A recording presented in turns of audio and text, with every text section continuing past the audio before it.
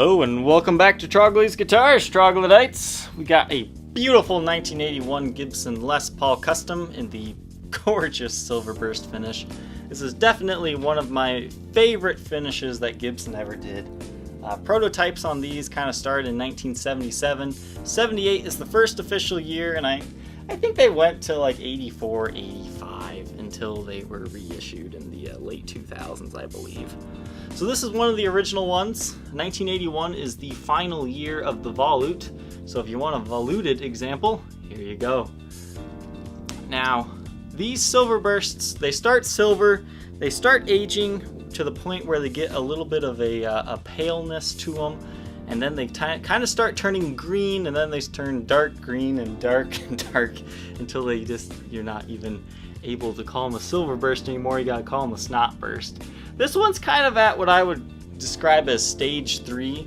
It's not really pale silver anymore, it's just like that light green, and I really enjoy it when they get to this light green stage, because I think this is where aged Silverburst people really want them to be. Gibson recently reissued an aged Silverburst finish, and this is kind of how they make theirs look. Now this is a player's grade Les Paul Custom. It's had a few player's modifications to it, but it was definitely by a semi-what conscious about value person. So let's go over this guitar. You can see the face of the headstock is actually in pretty good shape for being quite this old, 1981. It's 2017 now. You have very minor string change wear. I've dusted this thing off. And what's cool about this is it has some very, niche features from the 80s, featuring the wind out tuners. Basically, the idea behind having these little ninja star tuners, as I like to call them, they're I think officially called crank tuners, is that during string change time, this is a lot easier to whip around really quickly than just turning a tuning peg. I mean, this was before, those speed winders that we all have now, the battery operated ones that just do it in a flash, before those came out. But these are just a really cool 80s feature.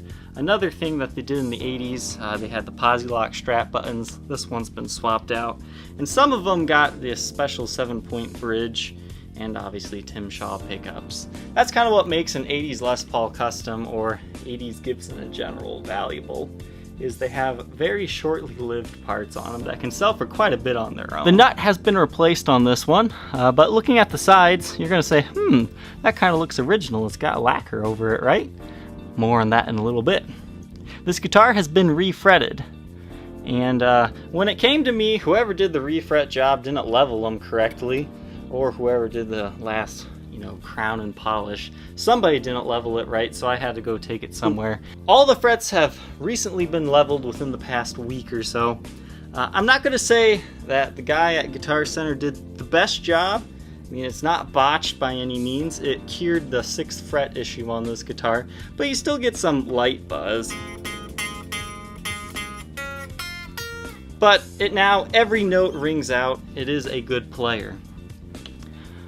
But back to the whole refret thing, you're gonna say, there's fret nibs on this. How has it been refretted? No, they didn't pay crazy money to keep the nibs. They actually re-lacquered the binding in this dark amber color to kind of make it look original. So you do still have the fret nibs, so it kind of looks original, but now you have much larger frets, which makes this a much more enjoyable playing guitar, especially now that it's been made playable. One thing I do want to note is up here, 16th and I believe is the 20th fret, you can see that the binding nib that they had created has chipped off on these two areas.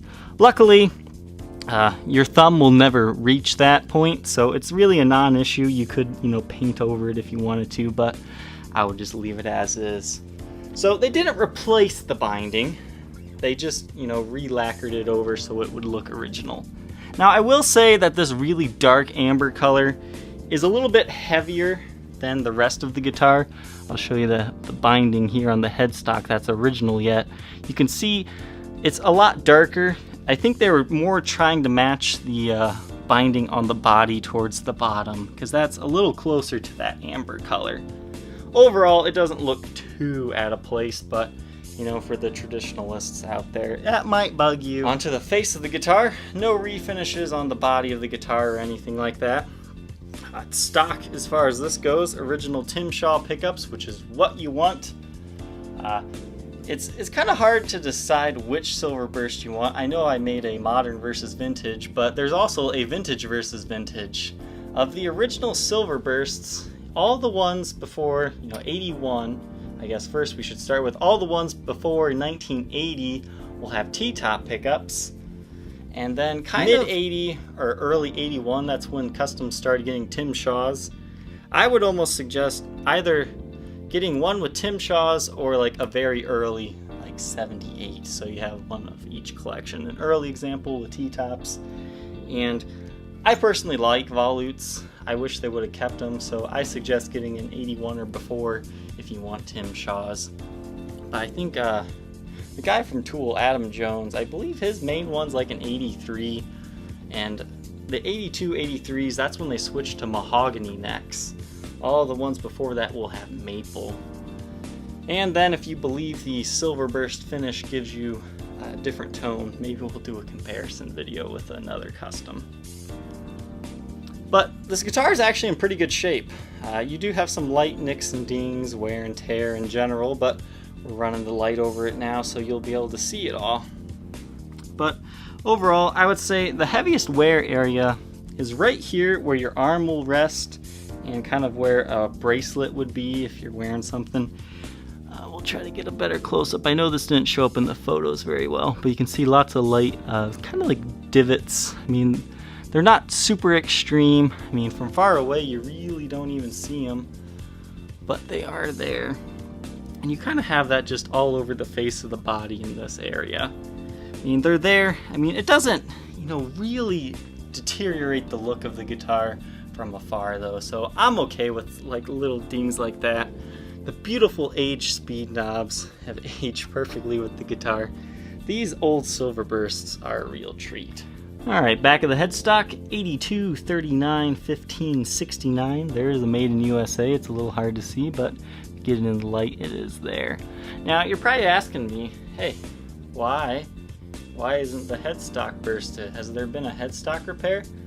No.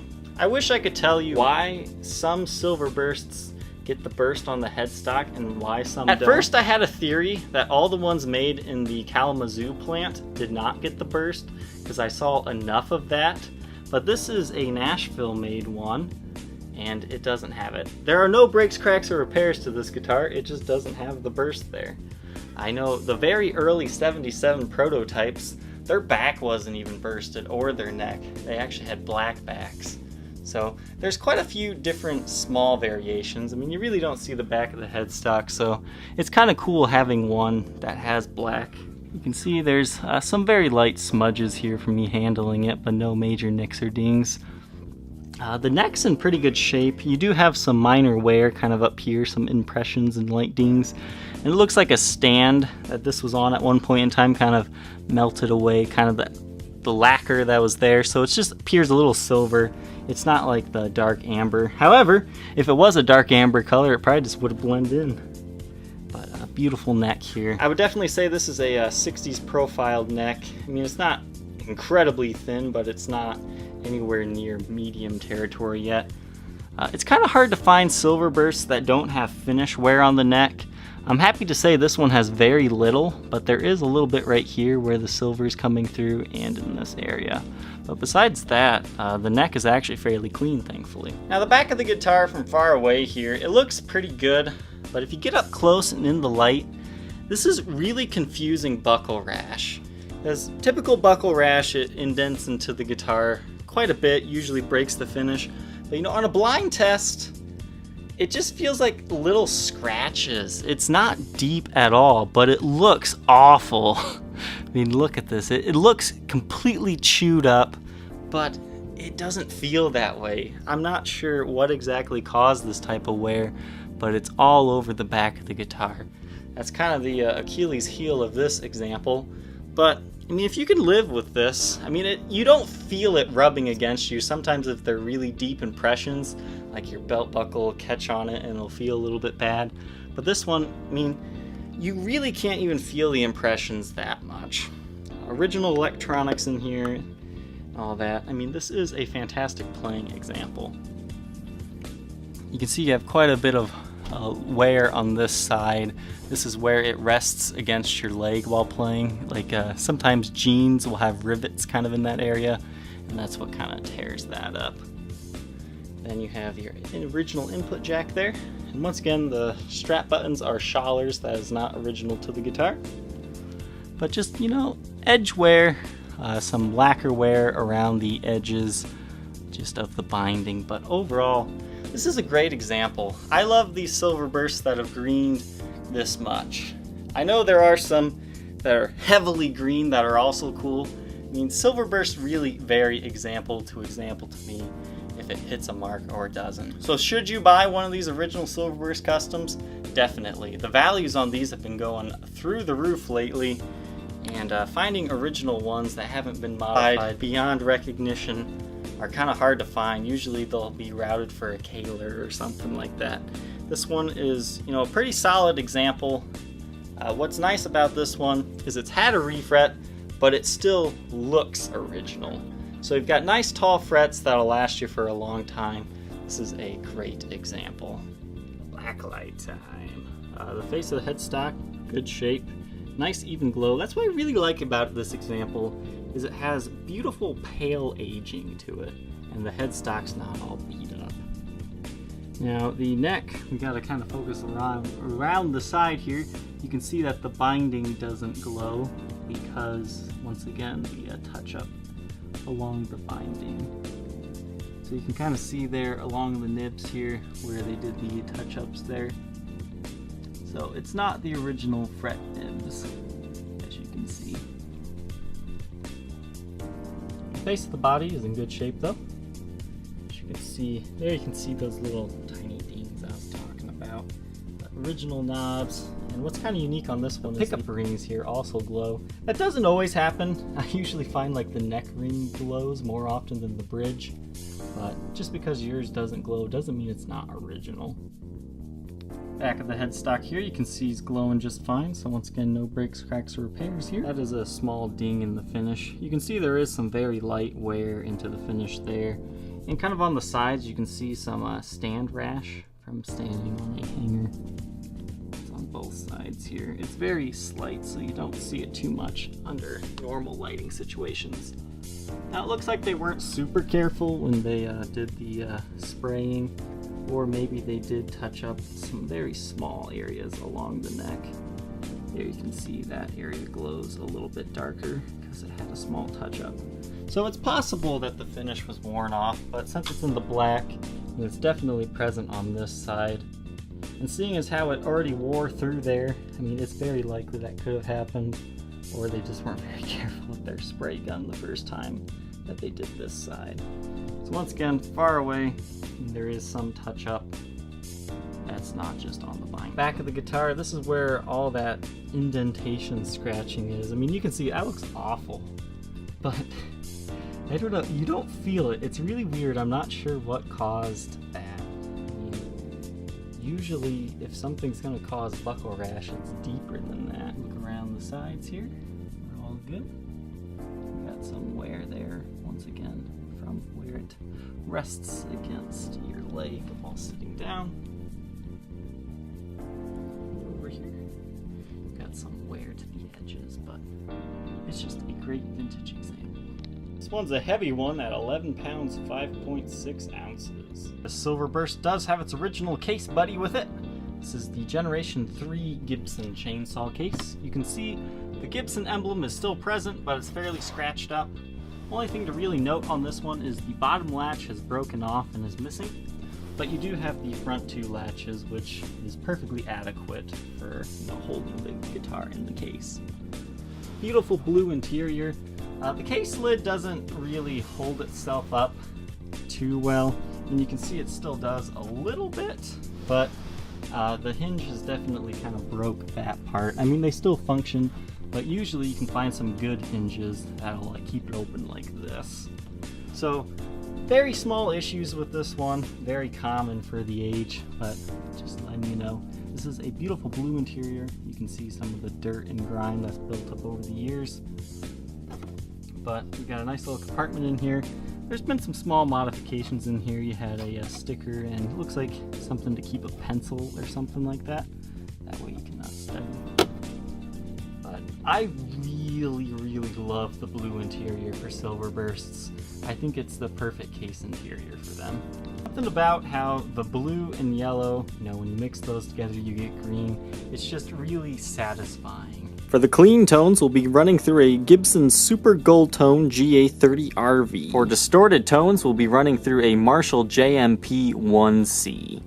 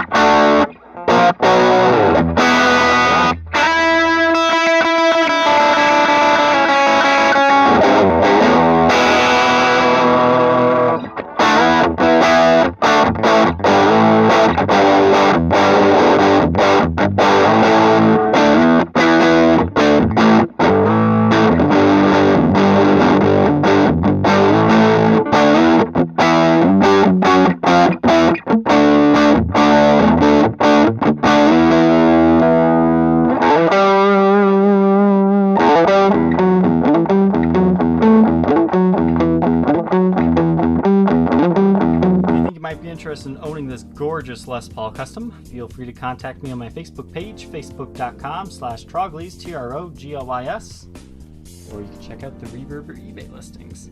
Alright, Troglytes, don't forget to like, comment, and subscribe, and we'll catch you next time. Take care.